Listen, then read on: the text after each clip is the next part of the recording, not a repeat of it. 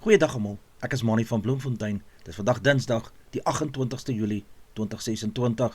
Ons doen die nuus in kollig en ons hoofopskrif vir vandag sê: Hoophot ondersoek volg, na verdagte sterf tydens dwelmoperasie.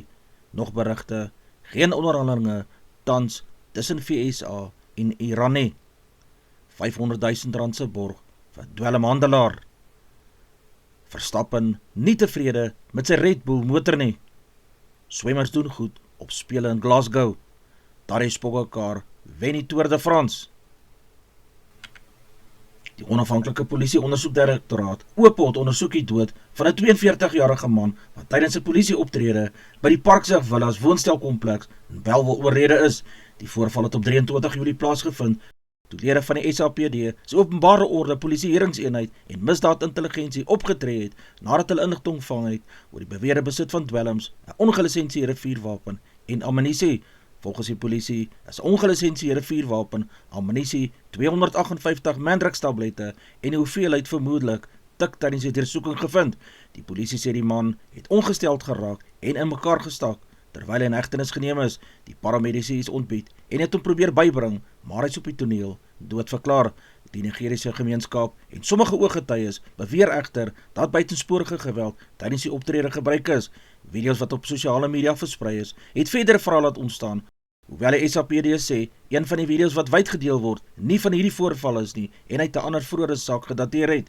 Hoophot het bevestig dat 'n onafhanklike ondersoek nou aan die gang is om vas te stel presies wat gebeur het en of enige polisielede strafregtelik aanspreeklik gehou moet word.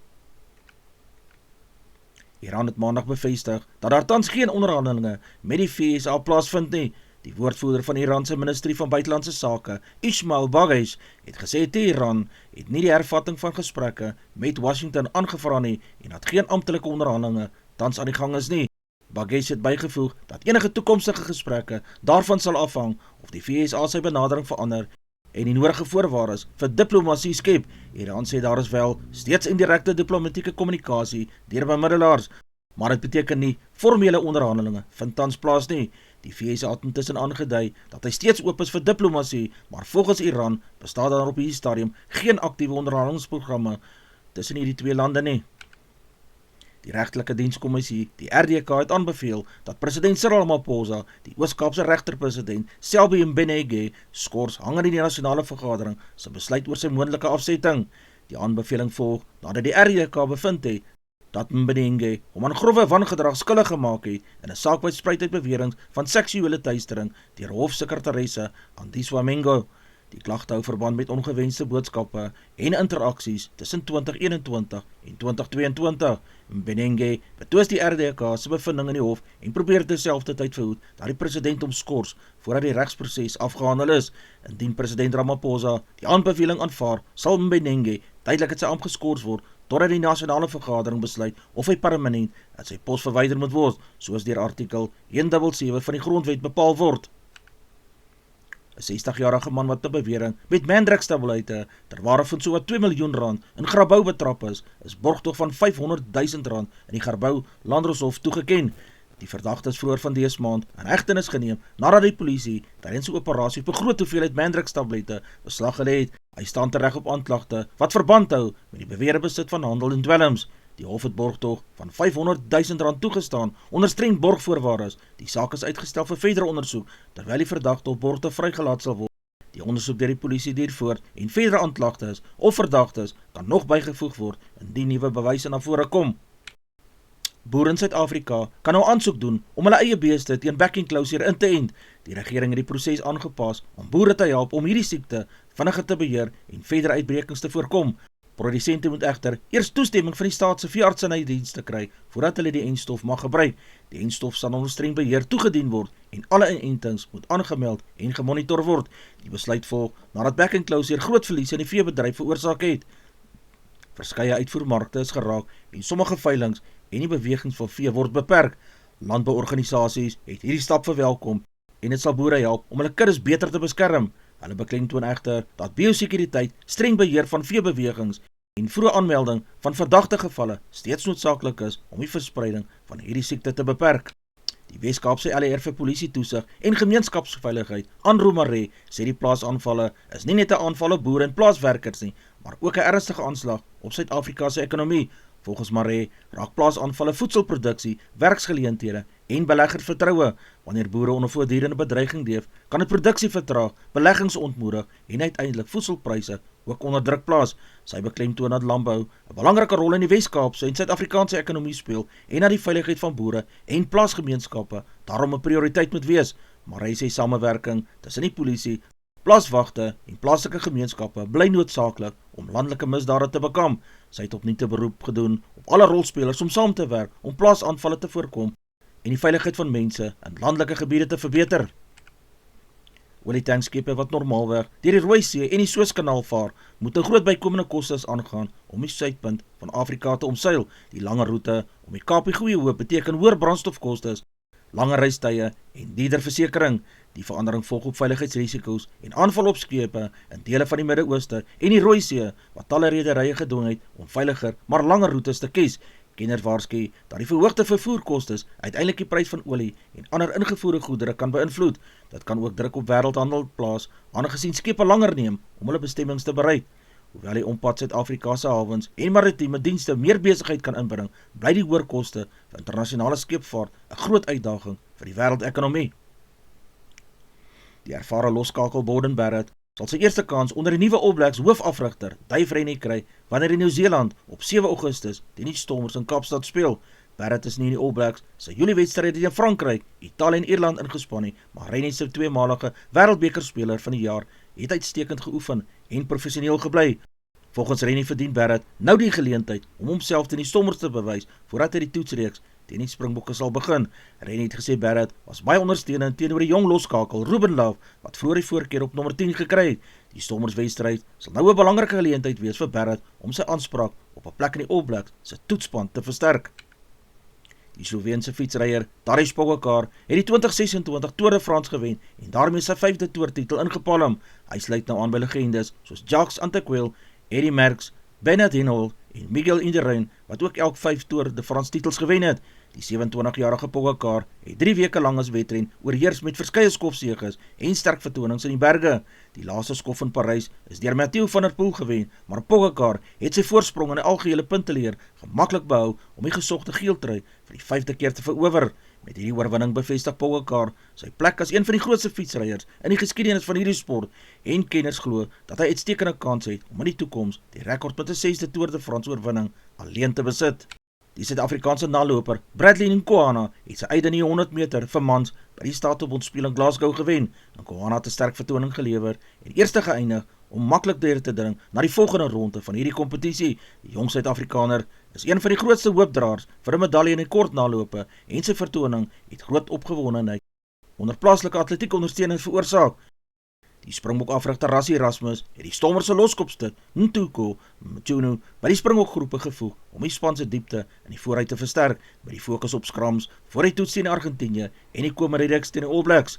Mchunu is reeds 'n Springbok met internasionale ervaring en is bekend vir sy sterk skramwerk en fisieke spel. Sy insluiting gee Erasmus meer kansies by loskopstuk, veral met die strawwe wedstrydprogram wat voorlê vir die span. Dit beklemtoon weer eens Rassie Erasmus se benadering om voldoende diepte in elke posisie te behou, sodat die Springbokke oor vars en mededingende voorhuisspelers beskik vir die uitdagings teen Argentinië en in Nieu-Seeland.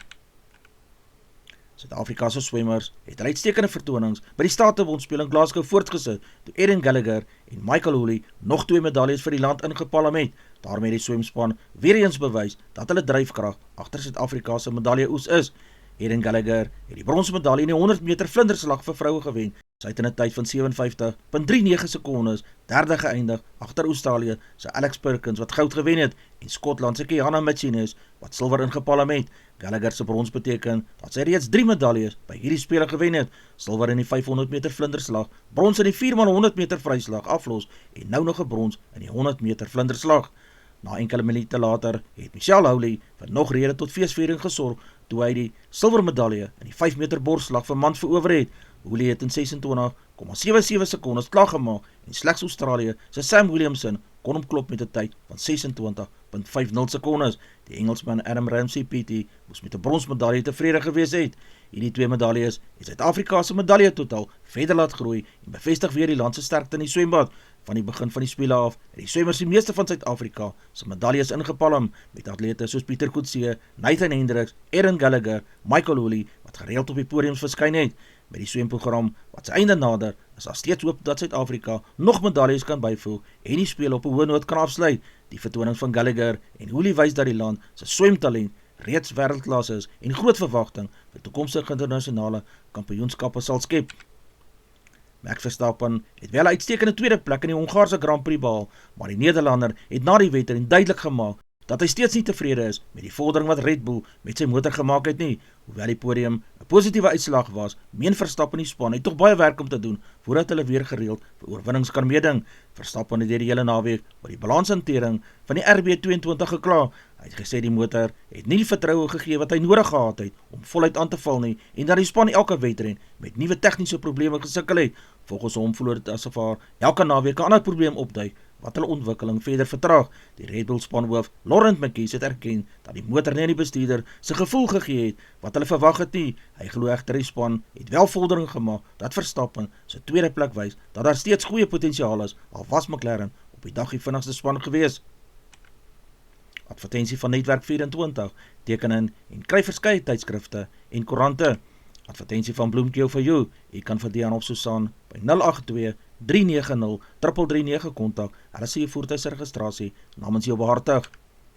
Ons weerberig vir die streek lyk so: Messina 1126, Polokwane 922, Lephalale 1027, Mbombela 824, Mahikeng 724, Pretoria 923, Johannesburg 919, Ermelo 417, Galagadi 1326, Gaborone 1225, Richards Bay 1423, Pietermaritzburg 918, Durban 1318, Port St Johns 1117, Pongola 1224, Maputo 1526, Bethlehem 217, Bloemfontein 720, Alawal Noord 517, Welkom 821, Vryburg 824, Kimberley 1122, Appington 1224, Prieska 821, Springbok 722, Karasburg 1022, Keetmanshoop 1326, Mariental 1227, Alexanderbaai 1021, Brandvlei 819, Loederitsbaai 1630, Vredendal 1024, Kaapstad 1118, Sutherland 2-7, George 9-15, Jeffreys Bay 11-16, Cabarra 10-15, Grafreinet 4-10, Kaapogillas 13-17, De Aar 6-16, Multino 2-9, Beaufort Wes 7-11, Oos-London 11-14, Mabalane 14-27. Ons verkorte weerberig per provinsie vir vandag lyk so: die Weskaap koel tot matige weer met gedeeltelike bewolkte toestande. Reën is moontlik langs die Suidkus. Die Noord-Kaap koud in die oggend, later sonnig en droog. Oos-Kaap gedeeltelik bewolk met koel toestande. Enkele ligte buie is moontlik langs die Suidkus. Vrystaat koue oggend met ryp op plekke. Sonnig en koel tot matige gedurende die dag. KwaZulu-Natal gedeeltelik bewolk en koel. Enkele ligte buie is moontlik langs die kus. Noordwes provinsie sonnig en droog, koue begin, maar aangename middagtemperature. Gauteng koud in die oggend, daarna sonnig en matig warm. Min wind sal voorkom. Mpumalanga gedeeltelik bewolk met koel toestande, warmer in die Laagveld. Limpopo provinsie sonnig en droog, koud vroeg, maar warm gedurende die middag. Mpumalanga Laagveld, warmste gebied van die land met sonnige en droë weer. Ons markaanwyser vir die dag lyk so: die rand verhandel teen R16.75 teenoor Amerikaanse dollar. 'n pond kos R22.30. Die euro verhandel teen R19.05. Die Australiese dollar kos R11.72. 'n yen kos 10 sent. Platinum kos $1,627. Palladium se prys is $1,289. Die prys van goud per fyn ons is $4,086. Die prys van silwer is $58.92. Die prys van Brent-olie is $82.20. Gedagte vir die dag: maak vandag 'n goeie dag, een glimlag, een goeie daad, en een enkele stap op 'n slag. 'n aangename Dinsdag vir almal. Dis al vir vandag. Onthou om te like, deel met jou vriende en jou vriendinne, en onthou om te subscribe op my kanaal. 'n aangename dag word vir almal toegewens.